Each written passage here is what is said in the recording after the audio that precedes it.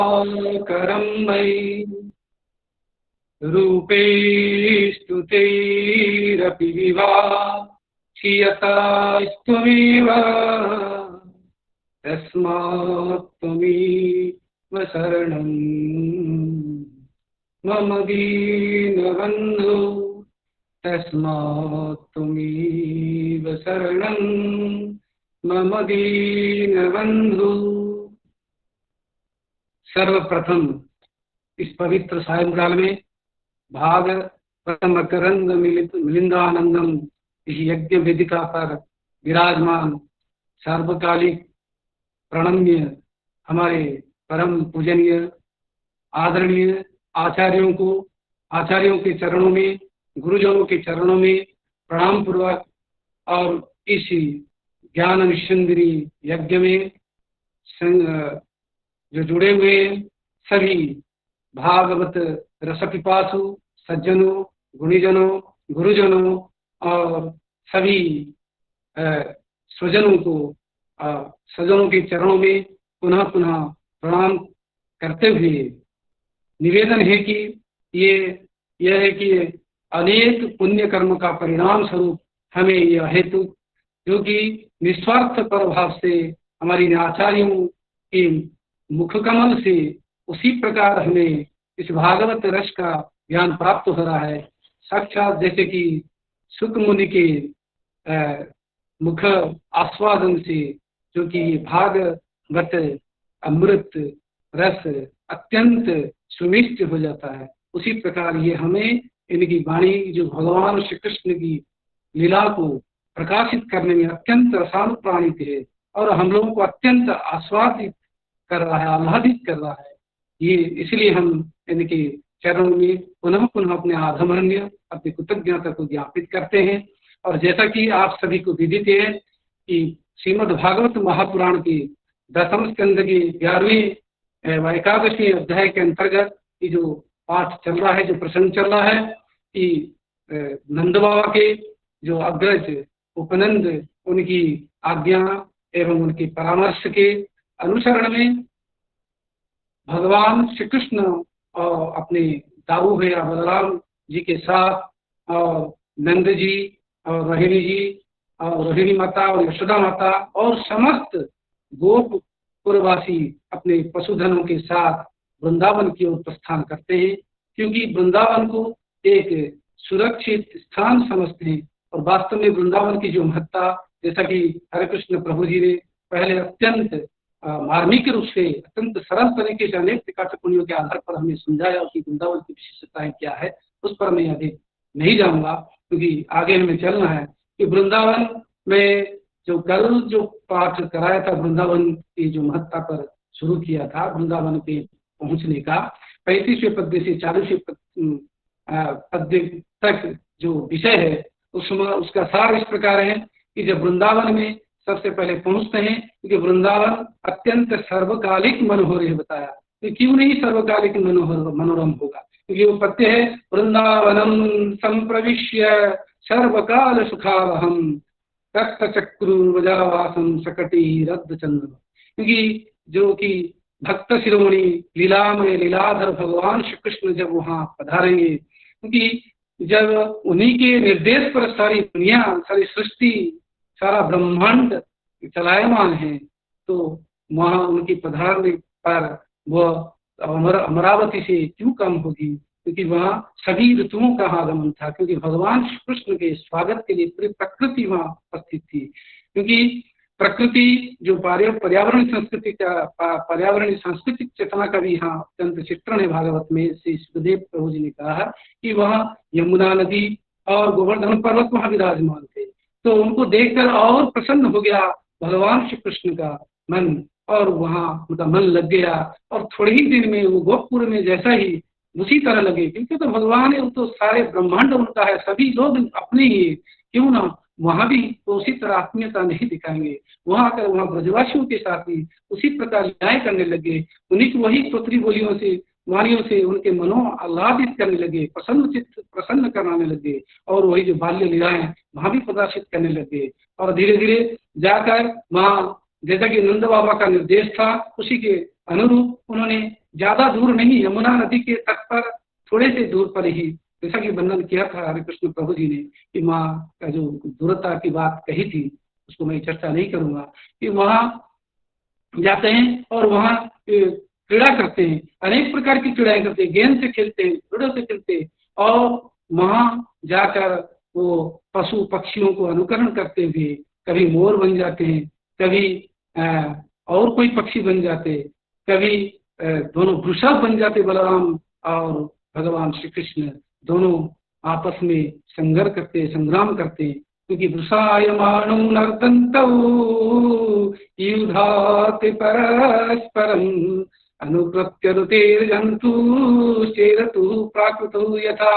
वास्तव में जो कि भक्त शिरोमणि राम है, जो कि सर्वशक्तिमान महाप्रभु श्री कृष्ण साधारण जैसे मानव है, मनुष्य उसी प्रकार लीलाओं का आचरण कर रहे थे, क्योंकि यही इनका है कि सभी को आनंद देना, आनंदित करना, और यही बताना कि बाल ही भगवान है, बाल रूप में भगवान पधारे हैं, और ये लीलाओं को बड़े धार्मिक रूप से हमें प्रभु जी सुना रहे हैं। और मैं प्रभु जी से पुनः निवेदन करता हूँ, आगे की जो लीला है, जब बछड़ों को लेकर के वो चरा रहे थे यमुना नदी के तट पर, उन बछड़ों के बीच में एक माया बछड़ा कैसे बनकर एक आ जाता है वत्सासुर, और उन पर आक्रमण करने के लिए तैयार रहता है, क्योंकि भगवान श्री कृष्ण का यदा यदा धर्म से न्याय से, क्योंकि उनको भी मुक्ति देना, कि पहले यमलार्जुन के न्याय से जैसे उद्धार किया है, ऐसे इनको भी उद्धार करेंगे, फिर ये आगे जाके यमुना नदी में वहां भी लीला करेंगे।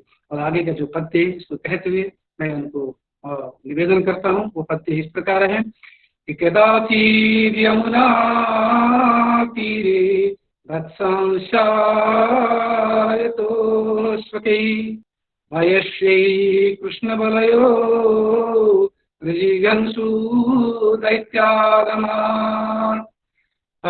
प्रभु जी के चरणों में कोटि कोटि प्रणाम करते हुए पुनः निवेदन है कि आगे की जो बाल्य लीला है भगवान श्री कृष्ण की, तो लीलाओं को हमें श्रवण कराएं, एक निवेदन करते हुए मेरी वाणी को विराम देता हूँ। हरे कृष्ण कृष्ण कृष्ण हरे हरे, हरे राम राम राम हरे।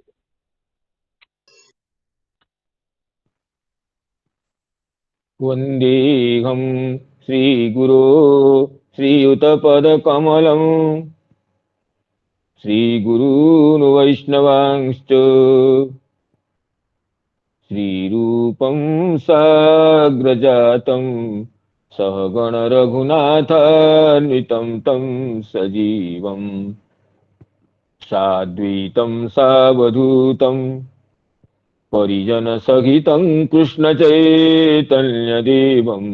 श्रीराधा कृष्णपादान् सहगणललिता श्रीविशाखान्वितांश्च रक्तम्भोरुहदर्पभञ्जनमहासौन्दर्यनेत्रद्वयं मुक्ताहारबिलं विहेम मुकुटं रत्नोज्ज्वलत्कुण्डलम्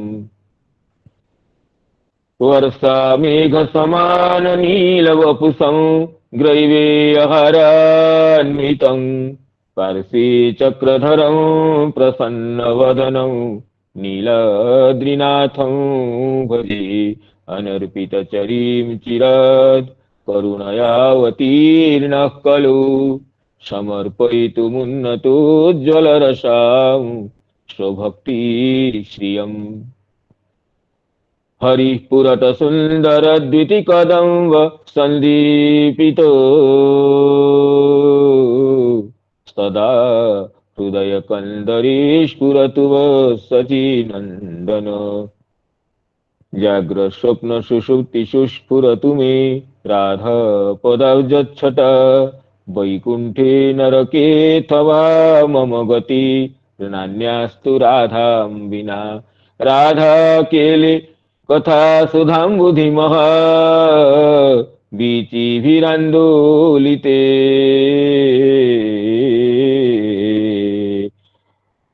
श्री वृन्दात्मगुणविकुण्ड तटकुञ्जमन्दिरवरा लिन्दे मनो बिन्दतु कालिन्दी तटकुञ्जमन्दिरवरा लिन्दे मनो बिन्दतु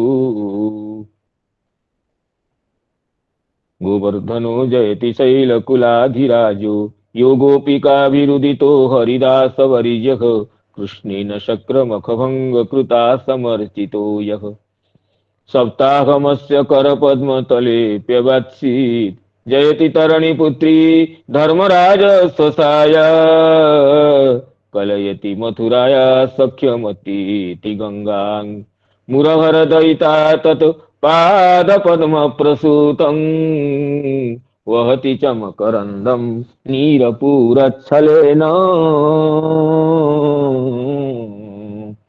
वृंदावनावनिपते जय सोम सोम मौले सनंदन सनातन नारदेड्य गोपेश्वर ब्रज विलासी युगांघ्रि पद्मे प्रीतिं प्रयच्छ नितरां निरुपाधिकाङ्मी तमादिदेवं सुहितावतारं तमालवर्णं करुणानिधानम् अपार संसार समुद्र सेतुं भजामहे भागवत स्वरूपम् शोषुक निभृत चेता तद्विदस्तान्य भावो व्यजित रुचिरलीला कृष्णसार तदीयम् व्यतनुत कृपया यत्त्वदीपं पुराणं तमखिल हृदि नग्नं व्याससूनुं नतोऽस्मि नारायणं नमस्कृत्य नरं चैव नरोत्तमं देवीं सरस्वतीं व्यासं ततो जयमुदीरयेत्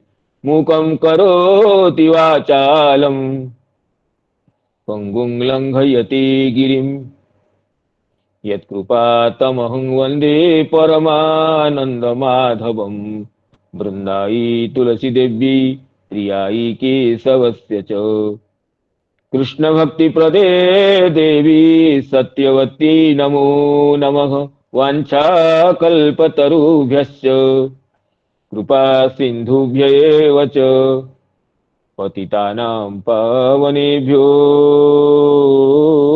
वैष्णवेभ्यो नमो नमः पतितानां पावनेभ्यो वैष्णवेभ्यो नमो नमः।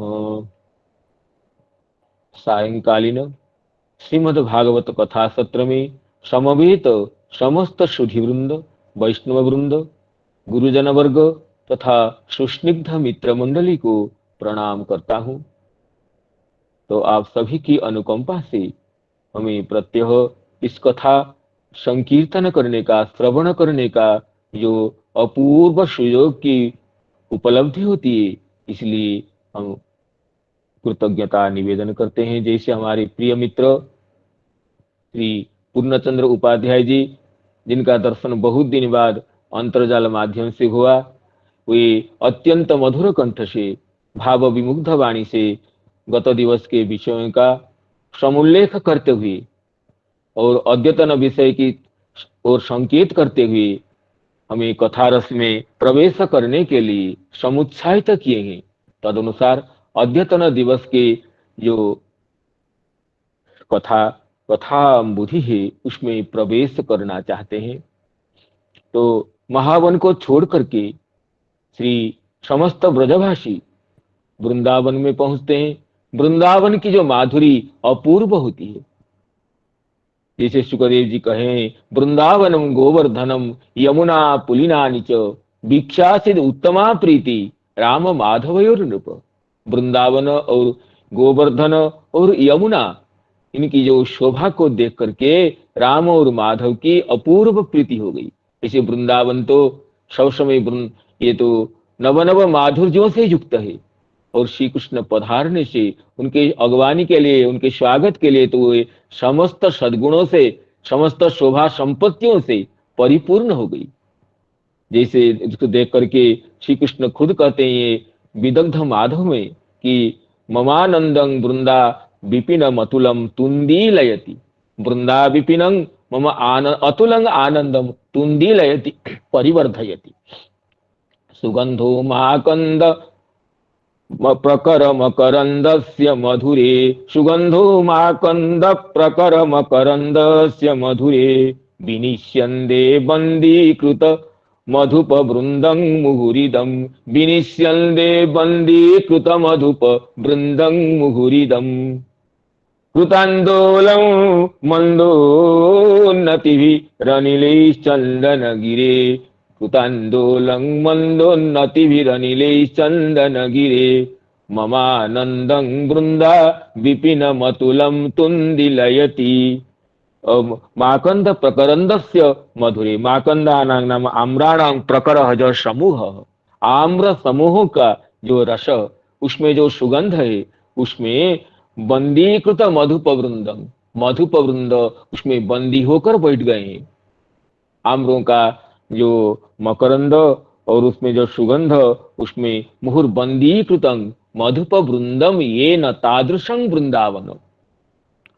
और मंदोन्नति ही रनिले चंदन गिरी, मलय पर्वत के सुशीतल स्निग्ध पवनों से जहां पर निरंतर लताएं आंदोलित होती रहती है, ये वृंदावन मम अतुलम आनंदम तुंदी लयती।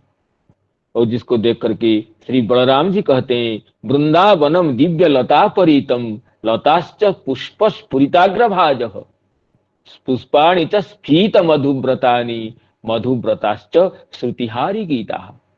दिव्य लताओं से वृंदावन परिपूर्ण है, और एक भी लता ऐसे नहीं है जिसमें पुष्प विकसित न हो अग्रभाग में, और ऐसे एक भी पुष्प नहीं है जिसमें भौरा न बैठा हो, और ऐसे एक भंवर नहीं है जो कर्ण मधुर गीत न गाता हो। इस तरह वृंदावन की शोभा देख करके, जिसमें सभी जगह लगता है कि आकर्षणीय, क्वचित भृंगी गीतं क्वचित अनिल भंगी शिशिरता क्वचित बल्लील हास्यम क्वचित दमल मल्ली परिमल क्वचित धाराशाली कनक फल फाली रसभरो ऋषिकाणां वृंदं प्रमदयति वृंदावनमिदम। कृष्ण कहते हैं, कहां पर भृंगी का गीत है तो कहां पर अनिल भंगी में शिशिरता है, क्वचित बल्लील हास्यम लताओं का नृत्य है, और क्वचित मल्ली अमल मल्ली परिमल निर्मल मल्लिका पुष्पों का सुगंध है, और क्वचित धाराशाली कनक फल फाली परिमल पाली रसभर। कनक फल कहते हैं दारिम को, अनार फल को, और कनक फल का जो कनक फल दारिम फल फट गया है, उससे रस निश्चित हो रहे। ऐसे जो वृंदावन की जो शोभा है, उसको देख करके श्री कृष्ण कहते हैं, ऋषिकाणां वृंदम प्रमदयति वृंदावनमिदम क्वचिद भृंगी गीतम क्वचिद अनिल भंगी शिशिरता क्वचिद बल्लीलास्यम क्वचिद अमल मल्ली परिमल क्वचित धाराशाली कनक फल फाली रसभरो ऋषिकाणां वृंदम प्रमदयति वृंदावनमिदम। तो उस वृंदावन में पहुंच करके भगवान की दिव्य लीलाओं का प्राकट्य होता है। जिस तरह बताए थे, उपनंदादि वृंदावन में पहुंचते हैं, उसी दिन तो शकट में अर्धचंद्र जैसे बना करके शकटों के बीच में ही रहते हैं। फिर धीरे धीरे वहां पर गोकुल नवनवायमान होकर के गोकुल बन जाता है, जहां पर ऐसे बनना आता है कि गोवर्धन को पूरा द्वार के सम्मुख में रख करके ये जो गोकुल वहां बनता है, जो गायों का रहने का स्थान, गोपों का निवास स्थान, वो ये अष्टक्रोश उसके जो दैर्घ्य अष्टकोश व्याप्त था, और उसके जो विस्तार 4 कोश वाला था। अष्टकोशिम आयतम अष्टकोश आयतम गोष्ठ मेतन मध्ये तस्मिन् विस्तृतम चार्धमस्याः एतन्मानं चात्र लोकस्य दृष्ट्या शक्त्यानंता चिंत्य धामत्वमेव। ये लोक दृष्टि से इतना विस्तार कर रहे हैं, अलौकिक दृष्टि से तो वृंदावन की जो विभुता है वो तो अपरिमित है, अचिंत्य है। जब ब्रह्मा जी वत्सहरण के बाद स्तुति करते हैं, ब्रह्मा जी संपूर्ण वृंदावन में समस्त ब्रह्मांडों का अवलोकन करते हैं, वृंदावन के एक कण कण में ब्रह्मांडों को देखते हैं। तो दिव्य वृंदावन की गरिमा, दिव्य वृंदावन की महिमा कौन कह सकता है। लौकिक प्रमाण से ये गोपाल चंप में श्री जीव गोस्वामी पाद कहते हैं कि अष्टक्रोशिम आयतम गोष्ठ एतत् मध्ये तस्मिन विस्तृतं चार्धमस्या। अष्टकोश आयतन था और बीच में ये 4 कोश उसका विस्तार था। इसे वृंदावन में पहुंच करके भगवान लीला करने लग गए। उसमें वृंदावनम गोवर्धन जमुना पुलिनारित, वृंदावन में तो दिव्य दिव्य वृक्षों की जो पंक्तियां थी ये मन को हर लेती थी। और गोवर्धन में तो ऐसे सब शिलाखंड थे जो रत्न पल्लंक के भी जो रत्न पल्लंक की शोभा को, रत्न पर्यंक की रत्न पर्यंक की जो मधुरिमा को तिरस्कार करते थे। इसलिए गोवर्धन की एक एक कंदर में, एक एक रत्न शिलाओं में भगवान की दिव्य लीलाएं होने लगी। और यमुना पुलिन बताते हैं कि यमुना पुलिन के जो सैकत है, जो बालू है, वो मानो कर्पूर को चूर्ण करके कोई विस्तृत विस्तार कर दिया हो, ऐसे यमुना के पुलिन की जो सैकत राशि, ये कर्पूर चूर्ण परिलिप्त रंगभूमि जैसे शोभा थी। इसको देख करके ये श्री कृष्ण अत्यंत विमुग्ध हो जाते थे। प्राधान्यादति दिव्य वृक्ष वितते वृंदावनम रत्नभू पल्यंकान्वित पीठ जित्रुदृशदाम वृंदस्य गोवर्धनः ग्लौ चूर्णोद्भव रंगभूमि विजयी स्थल्याबले रंगसुमत कन्याया पुलिनाली उत्सव शतम दुग्धे स्म मुग्धम तयो। अंशुमत कन्याया, सूर्य नंदिनी यमुना जी के जो तट है, ग्लौस चूर्णोद्भव रंग भूमि विजयी, ग्लौस चूर्ण कर्पूर चूर्ण को भी तिरस्कार करने वाले, इसे सुकोमल स्निग्ध श्वेत वर्ण की जो सैकत, जो बालुका राशि थी सैकत भूमि में, उसको देख करके ये श्री कृष्ण की मन में नवनव लीला करने की, नवनव क्रीड़ा में लिप्त होने की अभिलाषा जागृत होती थी। तो पहले तो ये श्री कृष्ण बलराम को पिताजी नंद बाबा साथ में लेकर थोड़ा सा घुमाने के लेते थे, और जो और कभी विलंब हो जाता तो माता बुलाती थी, यशोदा जी क्यों आप बच्चों को लेकर के चले जाते हैं, इसमें कौन सा अच्छा काम करते हैं। तो फिर पिताजी ने कहा ठीक है माता जी को पसंद नहीं है, हमें हम लोगों को बन जाना है, भोजन में विलंब होता है तो नहीं जाएंगे। तो पिताजी फिर बच्चों को नहीं लेते हैं। तो बन जाना जब बंद हो जाता है तब तो ये बालक बहुत दुखी हो जाते हैं। तो सखा लोग बुलाने आते हैं तो माता नहीं छोड़ती है। जब दुखी हो जाते हैं उसके बाद नंद बाबा अपने भाइयों से मिल करके विचार करते हैं कि नहीं, इनको थोड़ा बड़े बड़े गोपों के संरक्षण में, गोप लोग जाकर उनकी देखभाल करते रहे, उनको थोड़ा बछड़ों को लेकर के घुमाने के लिए भेजना चाहिए, नहीं तो ये बालक थोड़ा बड़े हो गए हैं और घर में रह करके दुखी होने लगते हैं। तो बड़े बड़े गोपों के संरक्षण में ये बालक जाकर के वृंदावन में, ये वत्स पालन तो एक व्याज था, एक क्रीड़ा ही मुख्य था। वत्स पालन के ब्याज से, वत्स पालन की कथा से, ये वत्स पालन की लीला से अपनी क्रीड़ा करने लगे। जैसे कल चर्चा हुई थी, ये वृषायमाणो नर्दन्तु युजुधाते परस्परम अनुकृत्य रुतेर जंतु चेरतु प्राकृता भी। ये कोयल के और हंसों की, मयूरों की जो वाणी की नकल करते हुए ये उस तरह बोल में उनकी बोली में बोलने लगते हैं और कहते हैं कि वृषायमाणो नर्दन्तु, कंबल ओढ़ करके वृष जैसे बन जाते थे, सांड जैसे बन जाते थे। और वृषों का युद्ध तो देखे हैं, उसी तरह सखाओं के साथ युद्ध भी करने लग जाते हैं। इसी तरह नित्य नवनव लीलाओं में, नवनव क्रीड़ाओं में इनका मन लग जाता था। और ये कहते हैं इस तरह क्रीड़ा करते करते कभी तो वेणु बजाते थे, कभी तो ये पाद में नुपुर धारण करे हुए उसी के उसी को शब्दायमान करते हुए नृत्य करते थे और कभी तो परस्पर युद्ध भी करते थे और भिन्न भिन्न पशुओं की पक्षियों की वाणी को बोली को अनुकरण करते थे।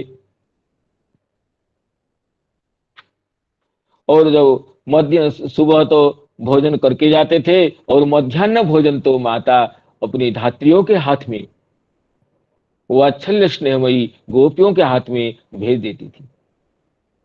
इसी तरह अब जो इसे क्रीड़ा करने करने लगने नवनवयमान क्रीड़ा होने लगी। तो इसी इसी क्रम में श्रीमद् भागवत में ये प्रसंग आता है कि क्वचित जमुना कदाचित जमुना तीरे वत्सान पालयत वत्सांग चारयतो सुखी वयसी कृष्ण बलयो जिघांसुर दैत्य आगमत। एक दिन की बात है जब श्याम और बलराम अपने अपने प्रेमी सखा ग्वाल बालों के साथ यमुना तट पर बछड़े चरा रहे थे, तब उन्हें मारने की नियत से एक दैत्य आया। ये दैत्य कंस का भेजा हुआ था। कंस को पता लग गया कि नंद बाबा अपने परिवार के साथ, अपने बंधुजनों के साथ, संपूर्ण ब्रजवासियों के साथ महावन को छोड़ करके वृंदावन पहुंच गए हैं। तो कंस की चिंता और बढ़ गई कि ये वृंदावन में बच्चे और शीघ्र ही बड़े होकर के मेरी मृत्यु के लिए कृत संकल्प हो जाएंगे। तो ये जो कंस ये पूछता है अपने अनुचरों से, श्री कृष्ण को सबसे प्रिय पशु क्या है, उनका प्रिय क्या है, किस रूप में उसके पास निकट में पहुंच सकते हैं। सबने बताया कृष्ण बलराम को तो ये बछड़ा गया अत्यंत प्रिय है। तो कंस का ठीक है। तो कंस के मन में आ गया एक वत्सासुर है जो बछड़े के रूप तो धारण कर सकता था, अनायास ही प्रायः बछड़े के रूप में रहता था। तो इसलिए ये कंस वत्सासुर को बुला करके ये दायित्व देता है कि तुम जाकर के अब श्री कृष्ण जब बछड़ा चराने के जाते हैं, तुम बछड़ाओं के बीच में बछड़ा होकर मिल जाना। और जब श्री कृष्ण तुम्हें परिचित न होने से, तुम्हारे सुंदर रूप को देख करके तुम्हारे पास आते हैं, तो उनको प्राण को कलेव कर लेना। तो बच्चा असुर तो है, असुरों को क्या पता है भगवान की ये दिव्य शक्ति के बारे में, वो तो मोहित रहते हैं। ये बचपन से लेकर के पूतना, शकट, तृणावर्त इत्यादि कितने असुरों को नहीं मारे हैं भगवान, और देखने पर भी तामसी बुद्धि में ये प्रतीति नहीं होती है। कितने देखने पर भी ये उसमें अवबोध नहीं होता है। जैसे निद्रातुर व्यक्ति को, प्रमादी व्यक्ति को वो वास्तविक स्थिति का ज्ञान नहीं होता है, क्योंकि निद्रा में निद्रा तामसी वृत्ति है। तो असुरों की वृत्ति तो स्वभावतः तामसी होती है। नहीं तो अब जैसे पूतना आदि बड़े बड़े राक्षसियों को भगवान ने वध किए हैं, तो दूसरा असुर तो मना कर देता, लेकिन कंस भी निवृत्त नहीं होता। न जिसको बुलाता है वो बड़े उत्साह से कहते हैं ये कोई बात नहीं है, ये हमारे लिए तो ये तो अनायास बात है, हम तो बछड़े होकर जाएंगे और बच्चा यूथ में मिलकर रहेंगे। जो बछड़ा हमको चराते हुए क्रीड़ा करते हुए नंद कुमार तुम्हारे पास आ जाएंगे, तो उनके उसको प्राण को तुम ये जलपान का प्राण को तुम अपना भोजन बना लेना। तो इसे कहते हैं। तो वत्सासुर क्या करता है, वो यमुना के तट पर वत्स क्रीड़न का नाम की यमुना के पार पर वो जाकर पहुंच जाता है और अत्यंत हृष्ट पुष्ट बछड़ा के रूप में वो असुर उन भगवान की वत्स गोष्ठी में मिल जाता है। जब इधर उधर वो गाभीगण तो ये गंधग्राही होते हैं, दूसरे गाभीगण तो इस जो नया बछड़ा है उसके गंध को देख करके, गंध को सूंघ करके समझ जाते हैं कोई दूसरा है, तो उससे थोड़ा अलग रहना चाहते हैं। दूसरे जो बच्छगण है वो बच्छासुर के गंध के अनुसंधान करके श्री कृष्ण के सभी जो बछड़े हैं वो व्यग्रता पूर्वक उसको देखते हैं और तृण अधिक तृण भोजन के लिए इधर उधर भाग जाते हैं। अब श्री कृष्ण भी समझ जाते हैं उसको देख करके, और बलराम जी से आगे जैसे कहेंगे कि चुपचाप बात करते हैं कि ये बछड़ा कहाँ से आ गया। ये तो बलराम जी, ये बच्चा तो सुबह नहीं था, अभी कैसे आ गया। बलराम जी कहते हैं ठीक भैया, ठीक बोल रहे हो, ये तो बछड़ा कुछ उग्र लगता है, कुछ भयंकर दिखता है। वो तो श्री कृष्ण कहते हैं कि ये तो असुर है, ये संकेत से ही बात करते हैं, ये असुर है और उसको मारना है। तो बलराम कहते हैं देखो, वत्स को हत्या करने से लोक रीति में तो हमें ये तो निंदनीय होगा। और श्री कृष्ण कहते देखो, अब तो निंदनीय होगा, लेकिन जब बछड़ा बछड़ा की मृत्यु के बाद समझ जाए कि असुर है, तब तो निंदा की बात नहीं रहेगी। इस तरह जो बात होती है, और बात करने के बाद इसे कहते हैं कि तं वत्सरूपिणं वीक्ष्य वत्सजूथगतं हरिः दर्शयन् बलदेवाय शनिर्मुग्ध इवासदत्। दर्शयन् बलदेवाय शनिर्मुग्ध इवासदत्। जब एक अब श्रीवत्स चिन्हधारी श्री कृष्ण अब क्या करते हैं, अन्य बछड़ों को बुला लेते एक एक को, चुचुकार करके बुला करके किसके कंठ के, किसके कपोल के, किसके उदर को स्पर्श करके वे उनको खुजलाहट को दूर करने लगे। अब तो बच्चा समझ गया ये तो अच्छा अवसर है, मैं भी पहुंच जाऊंगा तो मुझे मेरी भी खुजलाहट दूर करेंगे, और उसके प्राण की खुजलाहट मिट जाएगी। और प्राण जो धारण किया है वो प्राण ही मिट जाएगा, इसको पता नहीं है। कहा मैं भी अपनी खुजलाहट दूर करने के ब्याज से श्री कृष्ण के पास पहुंच जाऊं। इसे कहते हैं कि देखिए गोपाल चंपू में पंक्ति है, अथ श्रीवत्स वक्ष्याश्च वत्सान अन्यांग स्तुचुकारेण सन्निदधानः कंठ गंड पिचिंडादु कंडुम अपनयमानः सर्वतः क्रीडन गायन पर्व तन्वन इवासी। बछड़ाओं के जो खुजलाहट को, कंडूति को दूर करने लगे, वो असुर मान लगा मुझे ये श्री कृष्ण के विनाश करने के लिए जो कपट वेश धारण कर रहा हूं, अभी मैं भी अपनी खुजली को दूर करवाने की इच्छा से उनके पास में पहुंच जाऊं। और पहुंच जाता है। जब पहुंच जाता है और श्री कृष्ण बिना कुछ अनजाने जैसे अब स्पर्श करते हुए, खुजली मिटाने के लिए स्पर्श करते हुए क्या करते हैं, वो अन्य बच्चों को छोड़ करके इसके पुच्छ के साथ पिछले दोनों पैरों को पकड़ करके आकाश में घुमाने लगते हैं। इसको कहते हैं मूल भागवत में गृहीत्वा परपादाभ्याम सह लंगूलम अच्युतः। गृहीत्वा परपादाभ्याम, अपर पादाभ्याम नाम पश्चातवर्ती दोनों पैरों से सह लांगूलम, लांगुल के साथ, पूंछ के साथ ग्रहण करके भ्रामयित्वा आकाश में घुमाने लगते हैं। जब आकाश में बार बार जोर जोर से घुमाते तो उसकी तो चेतना वहीं पर उड़ जाती है, और उसको कपित्थाग्रे प्राहिणोदगत जीवितम, कैथ के वृक्षों पर दे मारते हैं। तो उससे दो लाभ होगा, कैथ फल भी गिर जाएंगे, सखाओं को तो बड़ी खुशी होगी, और ये असुर का जो बचा कुचा जो प्राण पखेरु वो उड़ जाएगा। प्राहिणोदगत जीवितम, जो गत जीवित हो उसको घुमाते घुमाते वो तो गत जीवित हो गया था, उसको तो गत जीवित शरीर को कपित्थ के अग्रदेश में उसको ये आघात करके वो फेंक देते हैं। तब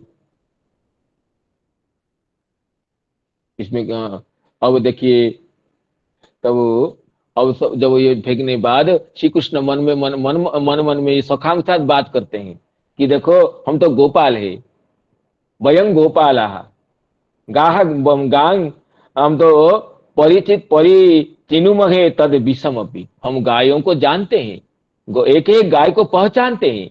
और यदि कोई दुष्ट अपना छिप करके बछड़ों के वेश में आ जाए तो हम क्या उसको नहीं पहचान पाएंगे। कोई साधु की सभा में और साधु के रूप धारण करके आ जाए तो हमें उसको पहचानने में क्या देरी है। तो इसलिए तुम हमारे हाथ से तो मोक्ष नहीं है। हाँ, मोक्ष हो सकता है, हमारे हाथ से मृत्यु के बाद तेरा मोक्ष हो सकता है, लेकिन जो गाभियों की पंक्ति में, बच्चाओं की पंक्तियों में तुम जो बच्चा बनकर आ गए हो, तो हम गोपाल के लिए एक बछड़े को पहचानना कौन सी कठिनाई की बात है। वयं गा गोपाला परिचिनुमहे तद विषमपि, वयं गा वयं गा गोपाला परिचिनुमहे तद विषमपि, प्रतिच्छन्ने रूपे प्यनुमिति निदान व्यतिकरात्, प्रतिच्छन्ने रूपे प्यनुमिति निदान व्यतिकरात्, अतो रे वत्सा कृति सुररिपो मद विधकरात्, अतो रे वत्सा कृति सुररिपो मद व्यतिकरा मद विधकरात्, कथं ते मोक्षस्य दिहलससि चेत प्रेत्य भवतु, कथं मोक्षस्य दिहलससि चेत प्रेत्य भवतु। हम तो गायों को भली भांति पहचानते हैं, बछड़ों को पहचानते हैं, तो हे बच्चा, रे बच्छाकृति सुररिपु, बच्च की आकृति धारण करने वाले अरे असुर, तेरी तू हमारे हाथ से तोरा मोक्ष कैसे हो सकता है। हाँ, तेरा मोक्ष हो सकता है मृत्यु के बाद, तू तो हमारे हाथ से मरने से तो मोक्ष की अधिकारी हो सकता है, लेकिन उससे पहले हमारे हाथ से कहीं मैं खुजलाहट करने दूर करने के लिए जैसे अन्य दूसरे बच्चों को मैं कंडुयन न करता हूँ, इसी तरह तो मेरे हाथ के कंडुयन के अधिकारी नहीं था। इसी तरह भगवान बछड़े जो बच्चों के साथ मिला हुआ जो कपटी बच्छासुर है, ये तो दंभ का बोधक है। ये कहते हैं कि ये कोई असाधु व्यक्ति साधु का वेश धारण कर ले, उसको दंभ कहते हैं। कोई कपटी व्यक्ति निष्कपटों की सभा में, कोई असाधु व्यक्ति साधु गणों की पंक्ति में साधु के रूप बनाकर बैठ जाए, जैसे अमृत पान के लिए ये राहु जैसे बैठ गया था देवताओं की पंक्ति में, ऐसे कोई बैठ जाए तो भगवान को उनको पहचानने के लिए विलंब नहीं होता है और उसको तुरंत वध करते हैं। तो वत्सासुर की वध ये दंभ का वध है, कपटता का वध है। कोई कपटी रूप परिवर्तन करके साधु के वेश में असाधु होने पर भी साधु की सभा में जाकर बैठता है, तो वह शीघ्र ही भगवान के द्वारा परिचित हो जाता है और उसका वध ही श्रेय होता है। यह विषय वत्सासुर वध के ब्याज से प्रकटित होता है। अब टीकाकार इसमें क्या कहते हैं थोड़ा उसको देखेंगे। देखिए इसमें कहते हैं कि मुग्ध इव अजानन इव आसदत समीपं आगतवान, भगवान वत्सजूथगत जो ये बछड़े जो वत्सासुर को देखकर न जानने की जैसे लीला करते हुए उसके सामने आ जाते हैं। और श्रीधर स्वामी जी कहते हैं कि सह लांगूलम यथा भवति तथा अपर पादाभ्यां गृहीत्वा, सह लांगूलम ये क्रिया विशेषण है, लांगूलम के साथ ग्रहण करके कपित्थाग्रे प्राहिणोत गत जीवितम, जब गत जीवित हो गया तो इसमें प्राहिणोत, अब कपित्थ के अग्र में उसको फेंक देते हैं। तो आगे कहते हैं देखिए, स कपित्थेर महाकायः भ्राम्यमाने पपातः, जो ये बछड़ों के बच्छासुर के आघात से कितने कपित्थ वृक्ष गिर गए और ये बच्छासुर क्या हो गया, महाकायः पात्यमाने पपातः, कपित्थ वृक्षों को गिराते गिराते स्वयं गिर गया। तंग विख्य विस्मिता बाला सशंसु साधु साध्विति, ये महाकाय कैसे हो गया, ये तो छोटा बच्चा बनकर आया था। तो इसी को टीकाकार श्री वैष्णव तोषणीकार स्पष्ट करते हैं कि महाकायम भ्रामयतोपि स दैत्य महाकाय इति मरणे माया अपगमात निज महावत्स दैत्य रूप अभिव्यक्ति, क्योंकि ये हम सुने हैं कि ये पुतना भी छोटी बहुत सुंदरी रमणी बनकर आई थी और मरने के समय तो अत्यंत भयंकर ईसा मात्रोग्र दंष्ट्रास्यम गिरी कंदर नासिकम ऐसे हो गई थी। तो कि मरण के समय में अपनी जो असुरों की अपनी माया पर अधिकार नहीं रहता है, इसलिए वे तो अपने रूप को प्राप्त कर लेते हैं, कपटता को धारण कर नहीं पाते हैं। तो इसलिए माया अपगमात निज महावत्स दैत्य रूपाभिव्यक्ति, वो बत्सासुर का असली रूप जैसा था, महावत्स का रूप उसका प्रकट हो गया। अब देखकर सखा लोग तो समझ गए ये बछड़ा होने पर भी बछड़ा नहीं था, बछड़ा तो छोटा होता है, ये अत्यंत विशाल काय होकर के गिर गया, जिससे कितने कपित्थ वृक्ष गिर गए। स कपित्थी भ्राम्यमाने पपात, कपित्थ वृक्षों को गिराते हुए वह गिर गया। तंगवीक्ष्य विस्मिता बाला सशंसु साधु साध्विति, समस्त जो बालक गण विस्मित हो गए। अरे ये तो वत्स के रूप में कोई अवश्य असुर था, नहीं तो कन्हैया ने उसको मार दिया, और मरने के समय देखो कितना भयंकर विशाल रूप को ये अभिव्यक्त करके गिर गया है। और इसी में देखिए श्री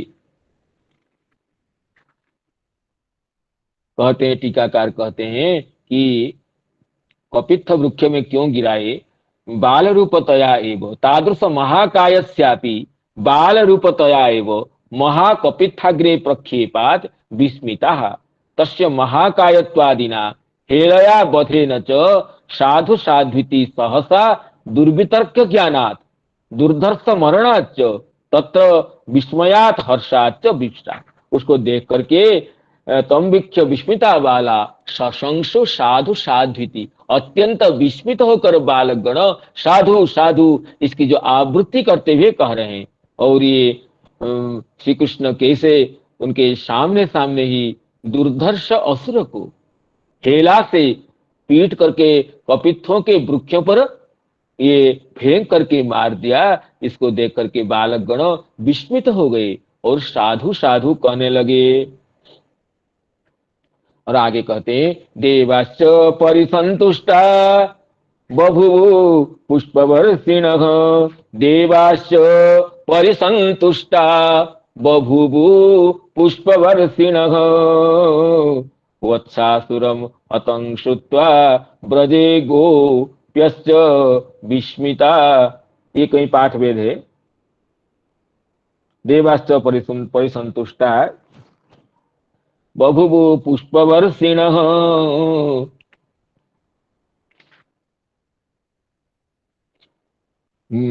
देवाश्च परिसंतुष्टा बभुवु पुष्पवर्षिणः, तंवीक्ष्य विस्मिता बाला सशंसु साधु साध्विति, देवाश्च परिसंतुष्टा बभुवु पुष्पवर्षिणः।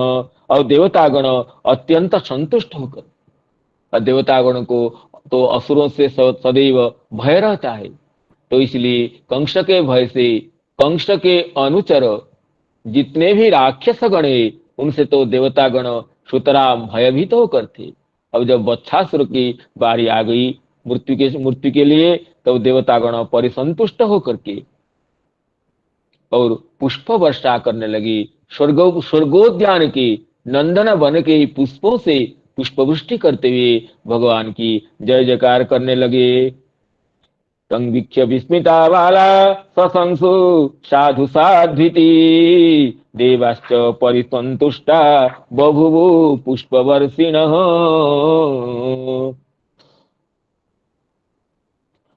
देखिए आगे कहते हैं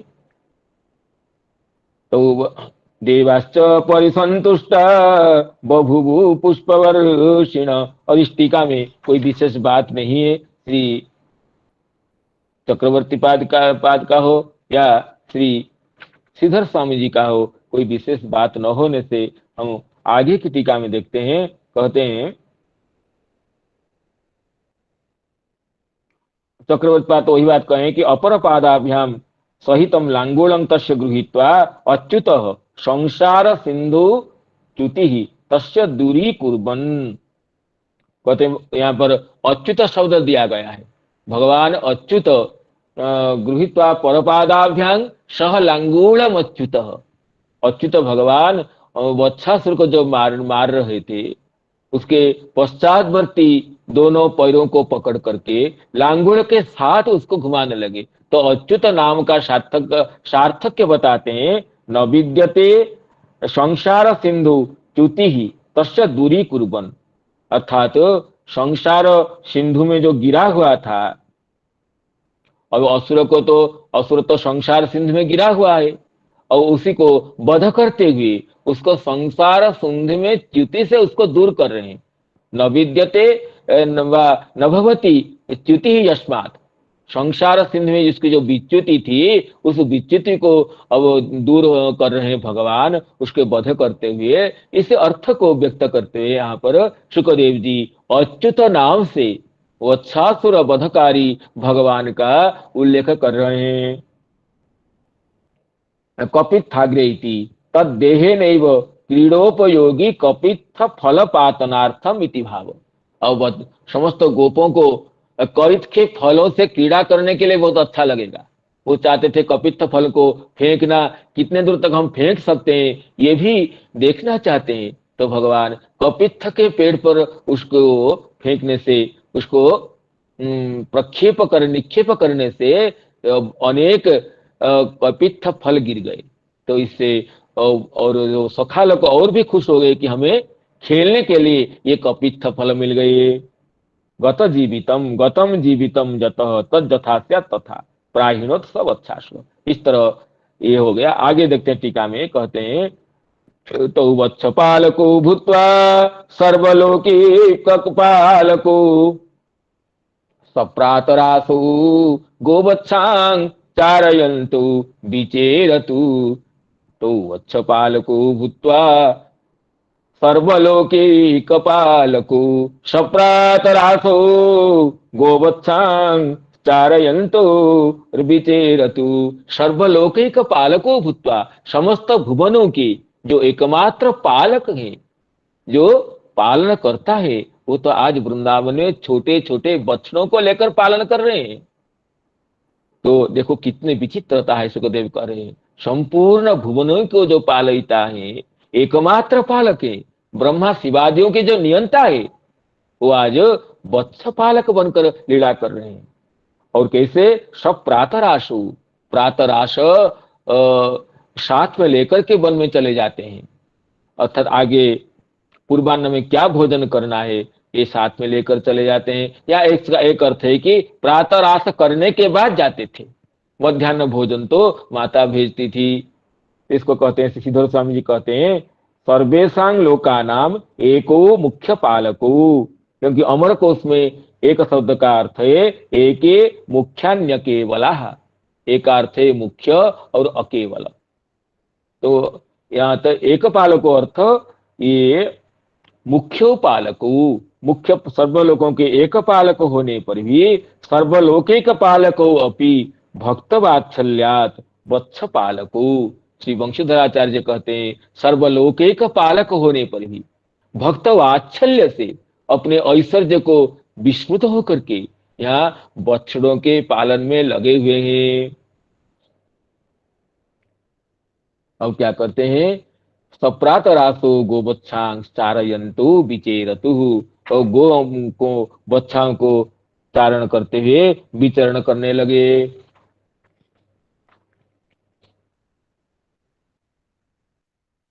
उसमें चक्रवर्ती पाद वही कहते हैं, एक पालको मुख्य पालको प्रातराशः प्रात भोजनम, प्रातः भोजन सहित प्रातः अश्यत।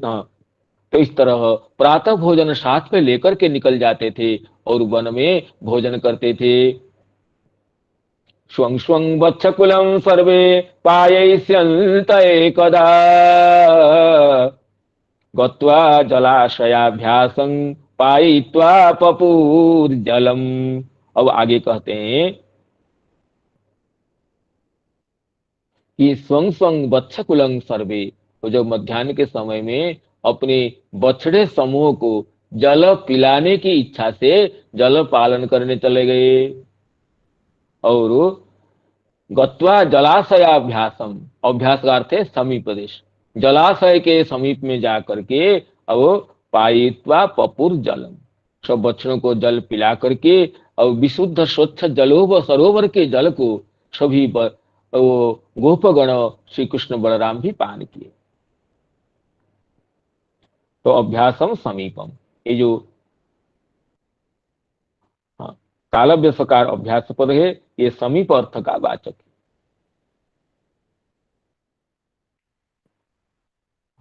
ते तत्र ददृशुर्बाला महासत्वमवस्थितो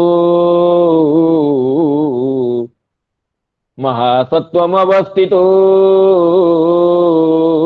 ते तत्र ददृशुर्बाला महासत्वमवस्थितं तत्र शूर्वज्रनिर्भिन्नं गिरे शृंगमिवच्युतम् तत्र शूर्वज्रनिर्भिन्नं गिरे शृंगमिवच्युतम्। और बहुत दूर से उनको दिखाई पड़ा एक मानो एक अत्यंत कोई विशिष्ट पर्वत का कोई श्रृंग कोई नीचे गिर गया हो, विशाल श्रृंग जैसा है और अत्यंत शुक्ल कल और बहुत शुक्ल है। और ये तो कंस दूसरा कोई असुर भेजा है। जब बच्छासुर मर गया, कंस लगा नहीं, बच्छासुर से काम नहीं हुआ, और कोई उससे शक्तिशाली कोई हो तो उसके मंत्रीगण बकासुर का याद कराते हैं, जो बकरूप में रहता था और बड़े से बड़े वस्तु को भी अनायास निगल जाता था। तो उस बकासुर का जब स्मरण दिलाते, कंस और खुश हो जाता, ठीक है अब तो बकासुर से हमारा काम बनने वाला है। अब बकासुर को बुलाते हैं और बकासुर जब आ जाता है,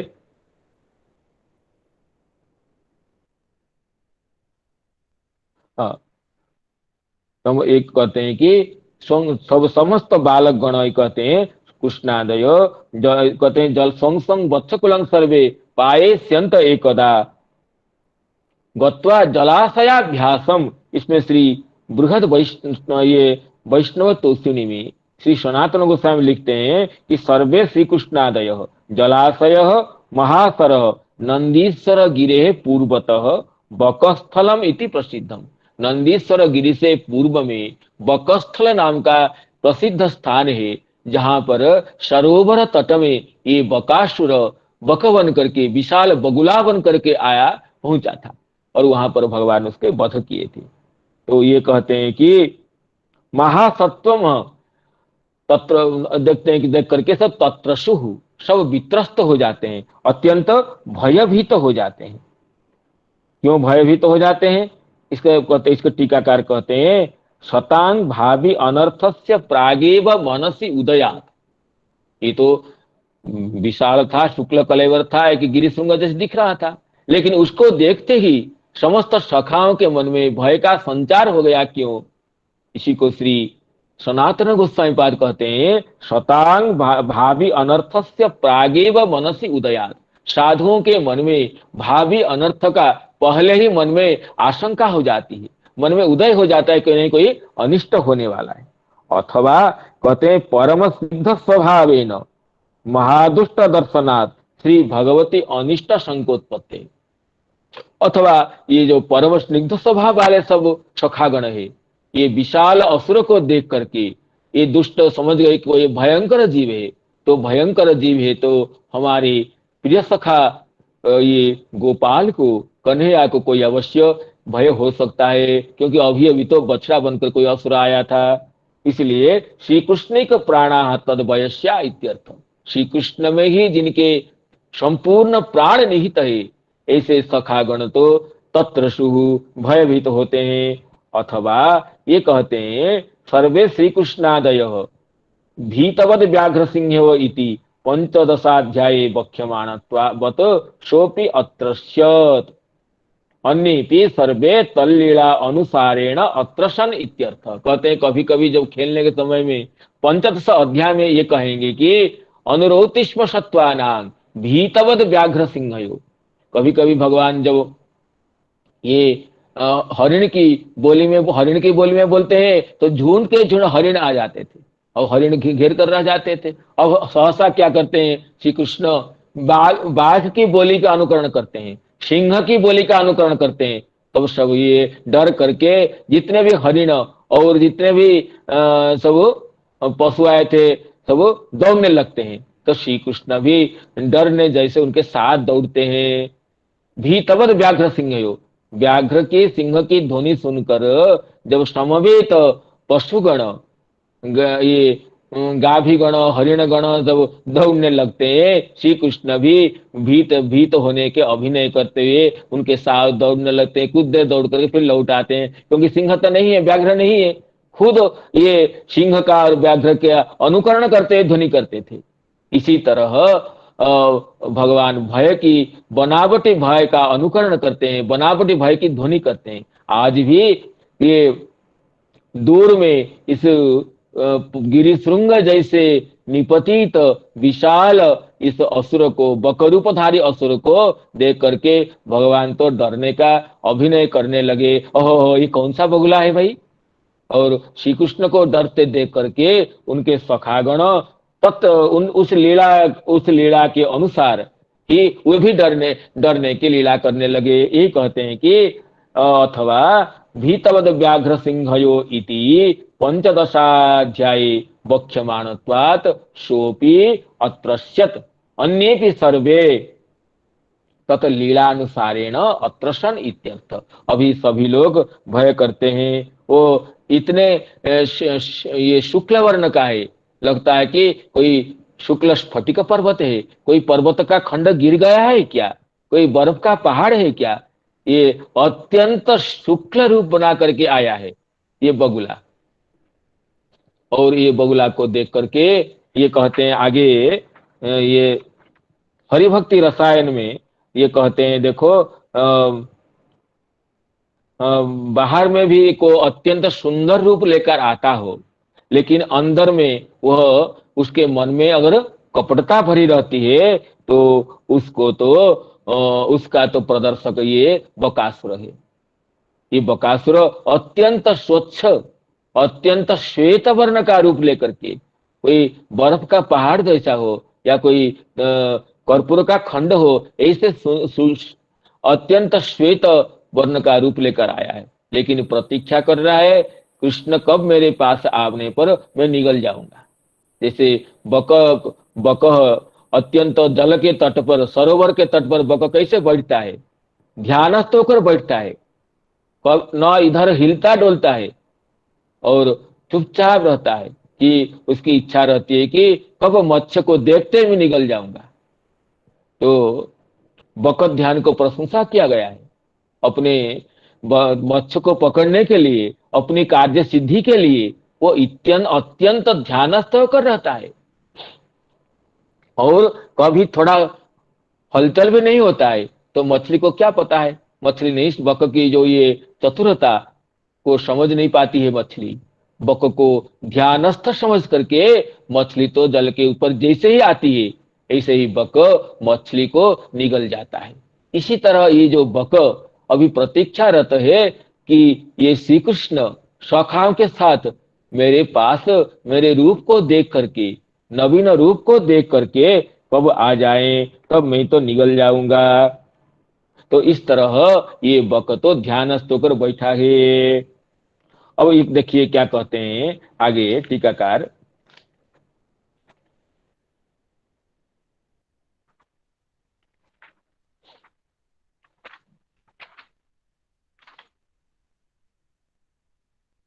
तो ते तत्र ददृशोर्बाला महासत्वमवस्थितम् तत्र वज्र निर्भिन्नम गिरे शृंगमिवच्युतम् तत्र वज्र निर्भिन्नम गिरे शृंगमिवच्युतम् तत्र वज्र निर्भिन्नम गिरे शृंगमिवच्युतम्।